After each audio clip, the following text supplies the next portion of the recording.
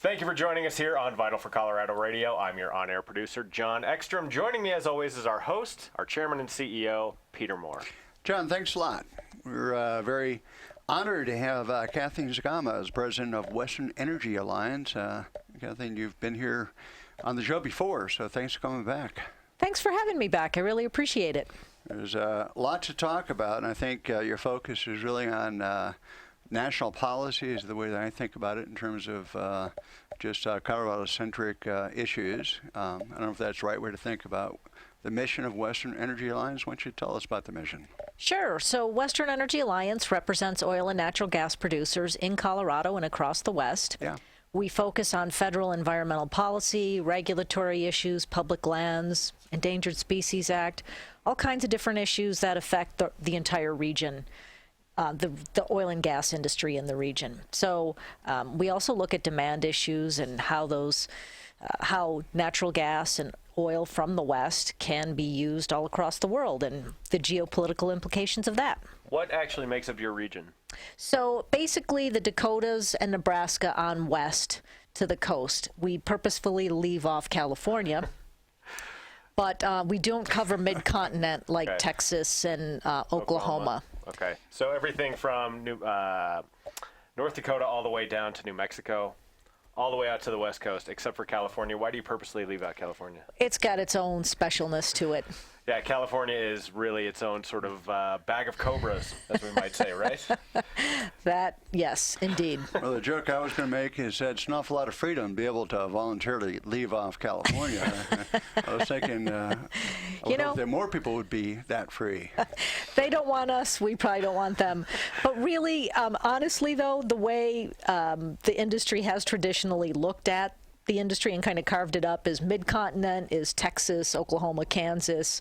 The Rockies are, as Jonathan mentioned, the Dakotas on down south to New Mexico, Colorado, and Utah and Nevada.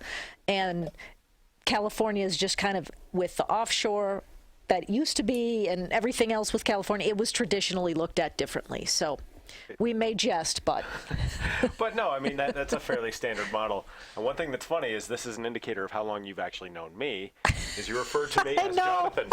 I said it and I immediately was like, oh. No, I always know where I am and how long someone has actually known me by if they refer to me as Jonathan or not. Because that, to this day, that's how my parents refer to me. And my dad has been in this industry for a long, long time. That's how he always refers to me. So that was a nice unscripted moment. So I appreciate that. Well, if I ever heard the words Peter Terrence Robert, I knew I was in trouble. I will note that. Not that I would ever do that. That would be somewhat out of place for me. But so Kathleen, how was 2018 for the Alliance? Maybe just sort of a brief year in review. Oh, wow. That's a good question. That's a tough question. But it is a tough question. In many ways, the industry recovered from the downturn of 2014, 2015. Now, of course, as we always do, we produce and we've taken up all the global slack in demand. So there was increased demand for oil in the world, and we filled it, basically. Like, we're squeezing out Saudi Arabia and OPEC and Russia when it comes to meeting, we're producing it here in America rather than it being produced elsewhere. We're the swing producer now, right? Yeah, absolutely. Wow. So, but we've been so successful that, the barrel of oil price is going down, and that's great for consumers, but I mean, that's what we do. We can't control the price. It's just literally thousands of companies that take that price signal and then they start to produce. And what happens when supply goes up, price goes down. So the market is working, and luckily we're producing it here rather than Russia and overseas. And OPEC countries. Absolutely. Because, I mean, one of the things that we talk about a lot in terms of national security is that money stays here, and regimes that are, say, look at Venezuela right now, aren't always the most stable, nor are they most friendly to U.S. interests. So it's good to see. It's also, in a geopolitical point of view, it's really just another expression of an evidence of power, a projection of power, because that's the phrase I was thinking about, which is probably more of a military term, but it's true. And that has been happening for the U.S. and it affects our foreign policy, and then it becomes a strong foreign policy element that we didn't have that opportunity 20 years ago, or even 12 years ago, I guess, before 2005. Absolutely, and it's kind of exciting to see that the United States is finally figuring out how to use energy as a strategic resource. Right. Right. Are you working on exports at all? I mean, is that something that the Alliance is working on, given that, Jordan Cove is part of your territory? Like, is that something that you're actively working on, and what have you seen in the export space throughout 2018? Sure, yeah. We work on exports. We and many others in the industry worked to get the ban on oil exports lifted back in 2015. So Vital was a part of that, too. Yeah. Lots of us were working together. Yeah, it was a great joint effort. But I mean that showed how by exporting we can help control the global oil price. Like the argument against us exporting oil was, then we're going to export our oil away and it's going to be bad for consumers. No, just the opposite happened. Now, we've got a different situation with natural gas in that we have such a glut of natural gas in the United States that prices continue to be below the cost of what it takes to produce a unit of natural gas. And so we have the opportunity, but around the world, there's demand for natural gas. So we have the opportunity to export it in the form of liquefied natural gas. And so, John, as you mentioned, the Jordan Cove, and I'm sure you've talked about this on the show prior, but it's important for Jordan Cove to be approved as an export facility for a number of reasons. From the local job creation in a rather poor part of Oregon to the fact that Japan and other countries need an energy source, and natural gas is so much more clean burning than coal. Right. It'd be better to use natural gas for that electricity generation than it would be other energy sources. And thirdly, we have so much natural gas in the United States that we do need a place to put that natural gas. Right. And it's interesting too. We're still not 100% independent when it comes to oil. We do import about 15% of our oil consumption every day. But as we produce more oil in the United States, most oil wells have quite a bit of associated natural gas with them. So we continue to produce more natural gas, even though we're not drilling a lot of natural gas wells, just because we get so much off of our oil wells. So we don't want to just flare that gas or just waste it. We want to have a market for it, and exporting it is a great place. It hits the demands of our allies overseas like Japan, and it also gives us a place to put that natural gas and use it constructively. Certainly. Well, natural gas is really interesting because I remember when I started in this industry roughly a decade ago, natural gas was king. And it was largely Peon's natural gas, too. And, I mean, what was the price of natural gas back then? Like $8 an MCF? $13? I recall when it was over 10. Yeah, yep. I think it peaked at about 12, and currently it's probably less than 3 per 1,000 cubic feet of gas. Yeah, it's been right around 3 for about a decade now. Right. And I mean, you can largely attribute that to places like the Marcellus, right? I remember there was a pipeline that was slated to run from west to east so that, folks in the eastern part of the country could get western natural gas. And then at some point, once the Marcellus really took off, that pipeline was reversed. Yeah. And natural gas came from the east to the west, and I thought, wow, we're living in a whole brand new world here. So it's interesting to see where natural gas has been and where it will continue to go, because I think as the world discovers it, I mean, one of the things that we're planning on talking about here is methane and greenhouse gas emissions. Natural gas is really helpful in reducing those things. So if those goals, if reducing greenhouse gas emissions are an actual goal of the world, natural gas is going to play an important part in that. Absolutely. I don't know if the expression bridge fuel is still the right expression in your industry. I wouldn't even bring that up. No. No, I think it's too long a bridge. It's too long a bridge. Some of the folks who were using that phrase. Yeah. But so coming up on 2019, a lot of the work that you said deals at the federal level. How does your approach differ with, one-party control versus a split legislature? Does it change, or do the things that you push, are you playing more defense than offense? How does it manifest for you tangibly? I don't really think we'll see too much difference, despite quite a significant change this election cycle with the House flipping from Republican to Democrat. The reality was that with a very small majority in the House, not much was getting passed in Congress, especially with the even smaller majority in the Senate. And now we've got a small Democrat majority in the House. We continue to have a small Republican majority in the Senate.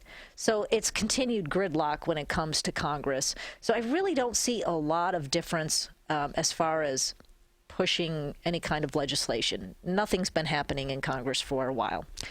The only difference we'll see is a lot of oversight hearings, and they'll range from the very public issues that CNN and the major national media will focus on. That are kind of encircling the president. Yes. Kind of thing. Russia and impeachment and all of this stuff going on. Tax returns and things like that. Yeah, right. stuff Actually, that... just working on the 2020 campaign. Starts right now. Exactly. Started on the 7th. But there will be oversight hearings in the various committees related to policy issues. So there will be some opportunities to play a little defense in, when it comes to those oversight hearings. Those won't get a lot of attention when it comes to oil and natural gas issues in the West, but it's something certainly that Western Energy Alliance will focus on. Well, the optimistic viewpoint, I don't know if this has any basis in reality, is that there'll be a greater opportunity to seek compromise in something that should be completely nonpartisan, such as energy, to try to work on other issues. So one might think with the small shift of the, majorities, that there might be some improvement in energy policy. I gather from your tone of voice, though, you don't think and perhaps the look on your face. that you don't think that that's realistic, but from a logical point of view, it should be. There you go, using logic again. I know. I mean, We're talking about Congress here, Congress. Peter. Yeah, I don't know that logic necessarily plays a role there.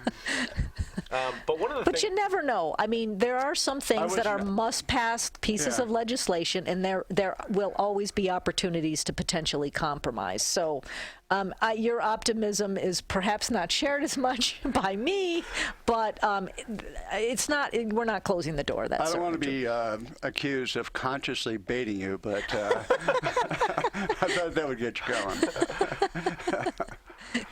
Last time you were here, we talked a little bit about federal leasing and sort of how that unfolds, and the difference in approach between the Trump administration and the Obama administration. Now, reflecting on that, having 2018 to reflect on how things have gone, have things gotten improved in terms of access to federal lands for producers that you represent, or are things roughly the same? Well, there's certainly a different tone, and there are different policies, and there is a willingness to encourage oil and natural gas development on federal lands.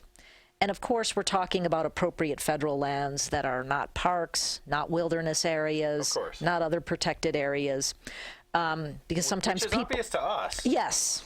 Which, I mean, there are places where you cannot have any activity. You mentioned there's hundreds of millions of acres where we can have no activity. Absolutely. So does that encouragement translate to an increase in permits? So it is timelines for permits are improving slowly. Okay. So that's really the key. It's can we get approvals, whether it's an approval for a lease or approval for a permit, in a reasonable time frame so that federal lands are roughly competing with non-federal lands. Right now, producers, and into the future, producers will try to avoid federal lands because the process on them is is years longer. It's onerous. Than on private lands. Years longer. So what's the average permit application timeline? Well, that sounds like a simple question, but there are many different approval approvals along the chain. So there's an approval for a lease, there's approval for the environmental analysis, there's approval for rights of way, there's the approval, and then there's the final permit. And so permitting times, just strictly that permitting time, is coming down a bit. It was at the high maybe 257 days. Now it's more around 150 days. But they're working on getting the environmental analysis down to about a year, down from 8 to 10 years. Good Lord, 8 to 10 years. So they're trying to trim it by roughly 80 to 90%. Right. We're still seeing if that can be done. You know, we'd be happy if that 8 or 9 years was 2 or 3 years, right? Sure. And then what they've really been successful with is getting the leasing process down from 2 years to about 6 months. Okay. And that's where you're hearing a lot of crowing, but that is a reasonable time length, because before you even get to the leasing stage, there's environmental analysis done on that land. So there's been years before thought process put into that before you get to the leasing stage.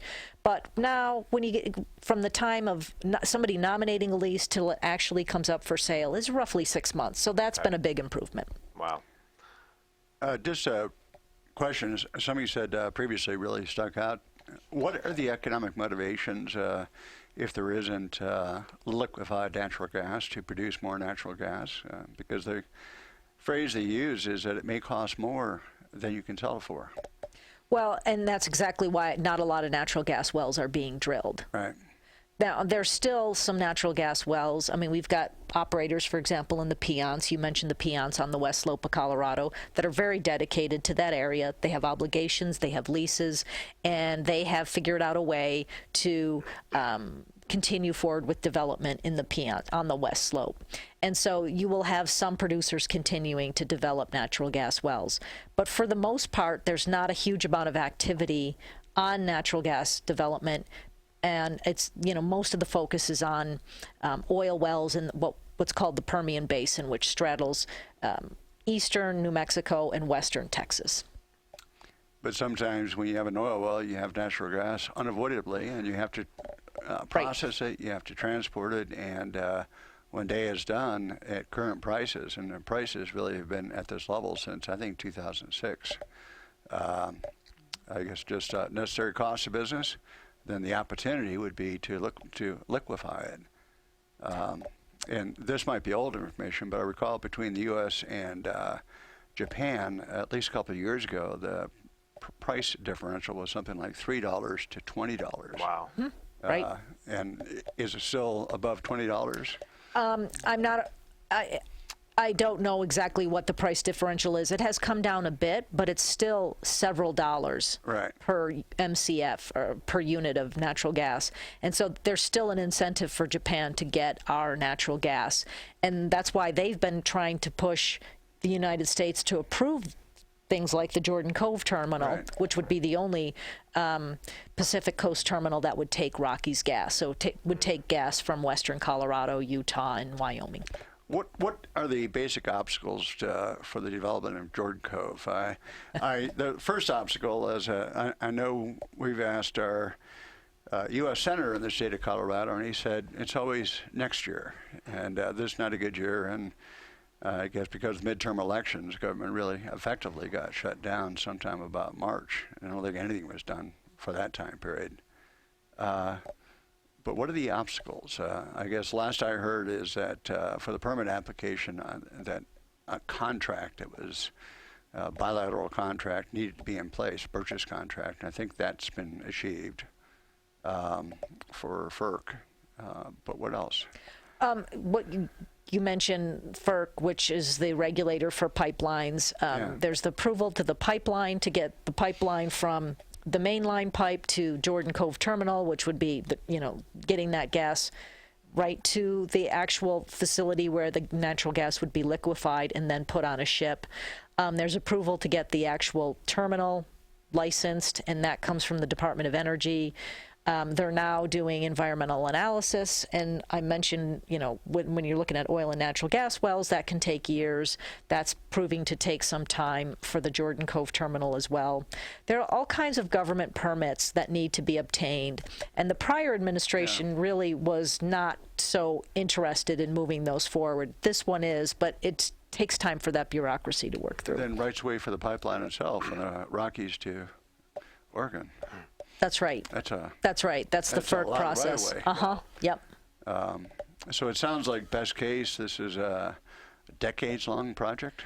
I don't believe it's that long, no. Okay. I think Jordan, and I can't really speak for the project, that for that company, but I am often in contact with some of their representatives, and I think they're shooting for like 2025. Wow.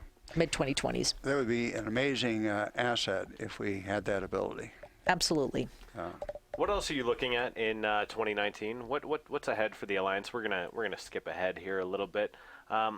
What kinds of things are you keeping your eye on, both federally and maybe regionally outside of Colorado, if there are things that are of interest to the industry? Well, I think methane continues to be a primary issue, and it's kind of funny because natural gas is methane, but when we talk about the methane issue, we're really talking about a concerted effort to reduce methane emissions from the industry. You're talking about fugitive methane emissions, essentially. Right, leaks and they're about a percentage point of all that we produce, so we want to get that lower. Right. Nobody wants to We're going to talk waste. about that quite a bit in our next segment. Oh, okay. So you were just talking generally. So we do work on that issue quite a bit. We work a lot on what we've just talked about, is getting those timelines down to a reasonable length so that producers can return to federal lands and can actually move forward with projects. Because, rural communities throughout the West that are predominated by public lands particularly, if development can't happen on public lands, then those communities lose a source of economic growth and people's livelihoods. So that's always a primary issue for us. I think what we're trying to do is really move forward and make sure some of these good energy dominance policies that we've seen come out of the Trump administration get fully implemented, that they're made more permanent than they are right now. We probably can't do that so much in Congress because not a lot of legislation is being passed, but there are a lot of rulemakings that are going on. Court cases that are ongoing that could set precedent and could solidify some of these policies. Interesting. Well, certainly no shortage of things to do, ever. I even heard rumblings a while back about trying to change the Endangered Species Act once again, which I don't suspect that's going to go anywhere, as it did in the early part of this century, but certainly a worthwhile goal. But yeah, it's interesting. Even in the absence of Congress, because that's what gets all the glamour, there is lots of work being done behind the scenes at all times, and you all are a huge part of that. So, just on the last part of the show, is that I think you touched on this, but it may not be obvious. But there's this chart that we have. Who's the cleanest of them all? Just in terms of what's been happening in the world and what's been happening in the U.S. in terms of metric tons of, greenhouse gases, right? That's what this chart is measuring. I think we're going to get into that in our next segment. I don't know that we have time to get into it right now. So instead of that, Peter, why don't you give everyone a plug for where they can find Vital for Colorado? Well, Vital for Colorado is an alliance of various businesses, and we have over 87,000 people that have signed our pledge. We now have a very large coalition statewide, and the best place to go is www, in the words Vital, F-O-R, Colorado spelled out. That's right. Vital for Colorado, www.vitalforcolorado.com. You can listen to this episode. You can find every episode we've done. We have more than 70 hours of radio with leaders from all across the state and all across the country, really. And that's on the Vital for Colorado homepage. That is the Learn tab. Go to Videos and Podcasts. You can find this and every episode there. Kathleen Sgamma is our guest here. She is with Western Energy Alliance. She is the president. You can find them at westernenergyalliance.org. And we've got a lot more coming up in our next segment, so stay with us. Thank you for staying with us here on Vital for Colorado Radio. I am your on-air producer, Jon Ekstrom. I am joined by an attorney from Robinson, Waters, and Odorcio. He also happens to be our chairman and CEO, Peter Moore. Thanks a lot, John, and we're very honored to have Kathleen Sgamma, the president of the Western Energy Alliance. And we're talking about federal policy, a little bit of international policy, and I guess we want to come back to methane. This country really has had a shale revolution in 2006, and the story is not yet written as to what that means, but it's going to have many, many changes in the U.S. and globally. But one of the changes is that there's been a shift of the sources of electricity for most of the United States, and it's fallen by a number of percentage points, but it's resulted in a reduction in greenhouse gases in this country. And I don't think that people really, I guess, appreciate that, but I think you do. Do you want to comment on that a little bit? Yeah, thanks. It's one of my favorite topics because it is, as you mentioned, Peter, not something that's well known. First of all, what's not well known is that the United States has reduced greenhouse gas emissions more than any other country since 2005. Right. So we are down 14% below our 2005 emissions. And several treaties that the United States either didn't sign, like Kyoto, or pulled out of, like Paris, were designed to get countries below 2005 emissions. And we've been doing that without that. We've been doing that through the free market, through just producing more natural gas and switching from coal to natural gas in the electricity sector. That's always something that's mind-blowing to me when you look at something like Kyoto. That was, what, 1992? Something like that? Something like that, yeah. Early 90s, early mid-90s. And of all the countries that signed on to that, famously the U.S. did not, the only one that met the emissions goals was the U.S. And I think that's mystifying to people. I think that's totally mind-blowing. But, I mean, that's scientific fact. You want to talk science? That is science. And the headlines along the same lines are the U.S. did not join. And the city of Denver, I don't know what the effect is of the city of Denver joining the Paris Accord, but that also happened. But the U.S. did not sign the Kyoto Treaty, I suppose, or the convention, or the Paris Accord, but the U.S. has done it by action and by economic, and it's very, very significant. So people always miss the second part, is that, and they focus on the first because the inference is that we're against cleaning up the environment. The United States policy is to make it a dirtier world, but the facts are totally different. Yeah, and it's funny because we being general, but politicians continue to double down on, we need to do Paris, like you mentioned. Cities and states all across the country are saying, but we're going to do something since Trump has pulled out of Paris. Well, it's just completely ignoring U.S. leadership in reducing greenhouse gas emissions. So what's more important, the results of actually reducing those emissions, or just the virtue signaling and just saying, we're in this treaty or that treaty, even though Kyoto was proven to be non-effective. Paris is proving to be non-effective because none of the countries that signed up are meeting any of their goals. Right. You know what's interesting, too, to me is, and I was trying to figure out what set the U.S. apart with regard to this, because I think other countries would switch to natural gas if they had the wherewithal. But the difference in the U.S. is property rights. If you think about it that way, that this country is unique in the world in that private citizens can own the minerals, and then therefore they can strike deals with private companies to develop that. And we were talking during our break about the possible demise of OPEC. And the shale revolution has been largely unkillable because of American entrepreneurship. And if you look at that, the fact that we can own mineral rights is thoroughly unique, which has allowed the shale revolution to happen. As a result of the shale revolution, the lower cost of natural gas has displaced coal. Ergo, you get a number of environmental benefits from that.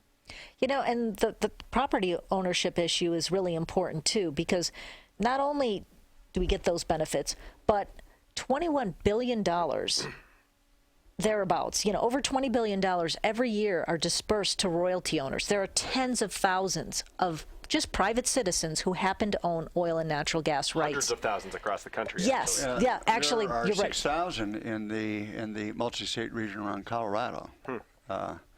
But, thousands of people all across the United States are benefiting from that wealth directly by getting those royalties from their oil and natural gas. But all Americans are benefiting from the economic activity that results when we produce it here and we don't send $200 billion across, to OPEC and other countries for our oil. So everybody in the United States is benefiting from production here in the United States. And many of these mineral owners are farmers that really rely upon the income in order to farm.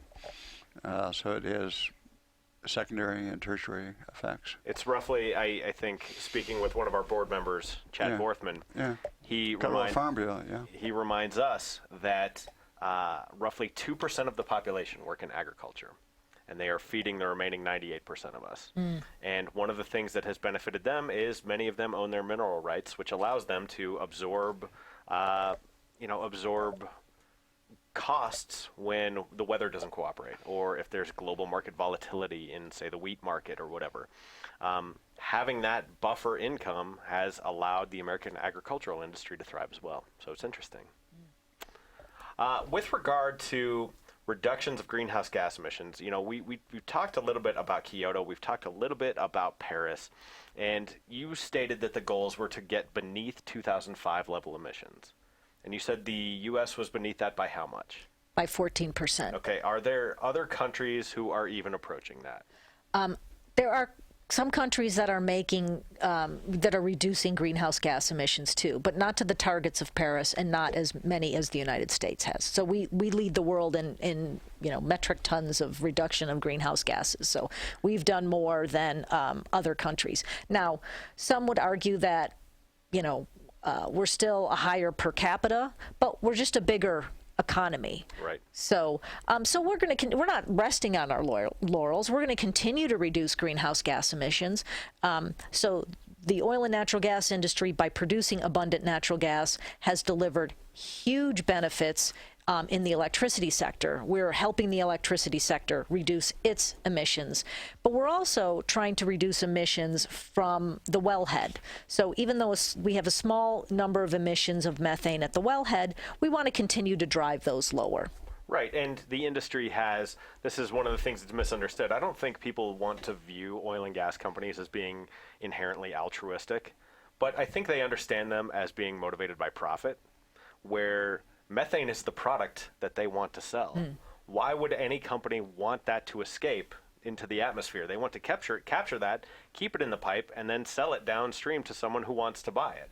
So I think, changing the narrative slightly to, yes, we want to prevent emissions, it's because it's what we sell, right? Absolutely. I think people can understand that almost on a more intuitive level. Absolutely. There's a lot of technology coming on, and I just know about this a little bit, but things like sensors on pipelines and drones, and the idea is to find out the source of the leakage and fix it right then, I guess right away.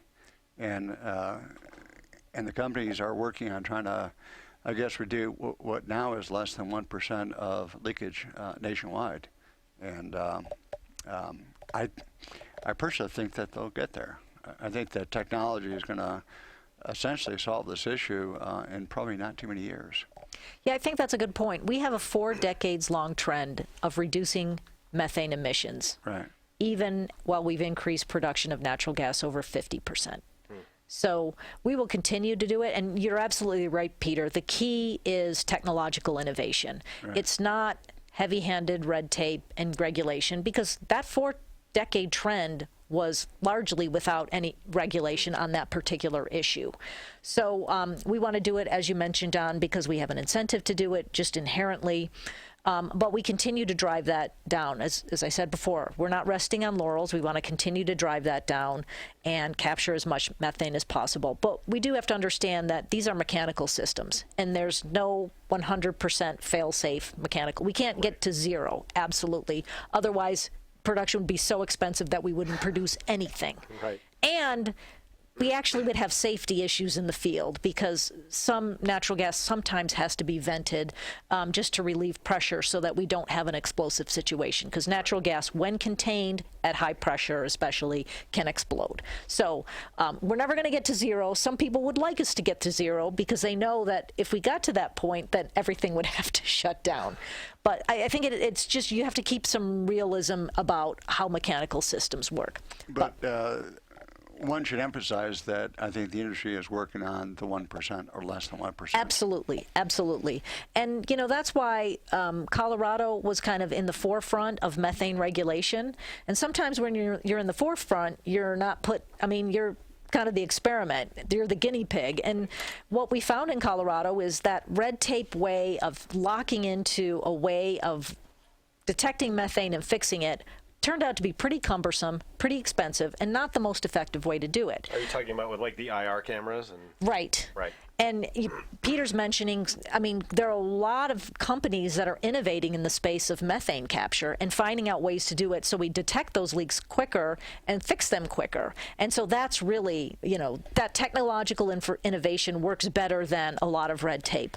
Unfortunately, we're seeing New Mexico with its new governor looking like they're going to go down the path of Colorado. And so we're going to try to work with New Mexico to say, hey, there are better ways to do this that enable new and innovative technologies rather than locking companies into today's technology and a red tape process. A few weeks ago, I saw an hour-and-a-half presentation on various methane, reduction technologies from a professor from Johns Hopkins that came out to the Bighorn Institute, and I didn't really take notes, all of them, but he sold me. He said, we're doing this and this and this, and that's what I mentioned, sensors and drones. Those are the two that I remembered strongly. But we're also talking about 2 million miles of pipelines in the country. And they're not all natural gas, mostly are oil, but the networks mostly are natural gas. Yeah, so detecting those leaks of natural gas is really important, yeah. Yeah, and so the system's larger than people think. And the percentages are lower and the technology is coming. I guess that's the message. Is there resistance or is there disbelief when you tell this side of the methane story? People get mad at me, actually. Really? Yeah. I think it's because it doesn't fit a narrative.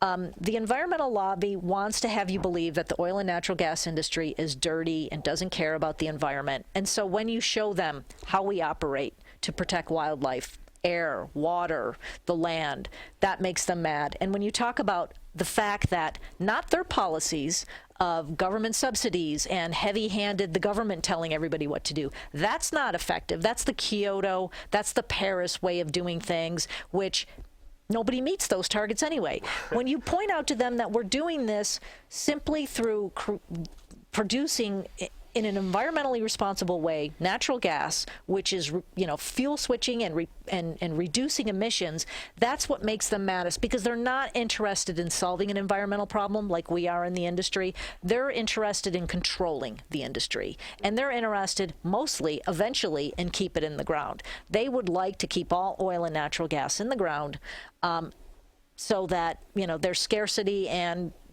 that's just their agenda.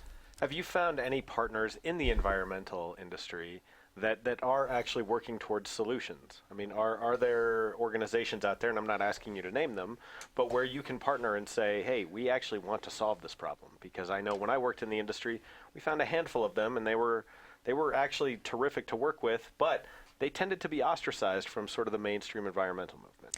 I think they've probably largely been subsumed. There aren't too many groups that are on board with really working constructively. Now, there are smaller ones here and there, but when it comes to methane, this is one where it's being used as an issue to shut down the industry. So mostly the environmental lobby is really interested in using the methane emissions to make it seem that the oil and natural gas industry is operating irresponsibly. So they're trying to totally downplay the fact that we're the number one reason, not wind and solar, but Right. natural gas is the number one reason that the electricity sector has reduced greenhouse gas emissions so much. I went to the website for the Sierra Club sometime about 2-3 months ago, and there's a project, and the stated purpose on the website of the Sierra Club is to keep it in the ground at any cost, any strategy. And I said, holy cow, Wow. these guys are overt. And you probably know the name of the project that I'm talking about. It's one of the major initiatives of the Sierra Club. It's run by a lawyer. Actually, I forget his name right now. Well, I don't know that we will give it any acclaim here publicly. If you're interested in seeing what that is, you can go ahead and look it up online. We just call him that guy, but that is his stated purpose, and it's so silly. And I guess there I go again, using logic, and there you are giving facts. How dare we? Well, it reminds me of the discussion. I mean, the discussion around fracking still exists to some extent. But fracking was very easy to take out of context and very easy to make sound scary and very easy to demonize.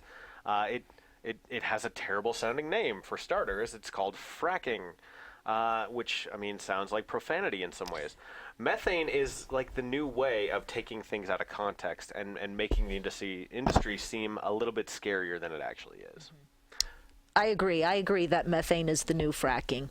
I think people have largely come to realize, oh, wait, fracking is done responsibly, it's heavily regulated, and it's the reason the United States can produce so much oil and natural gas. And we'd rather produce it here under very strict environmental regulations than most places overseas where it's not.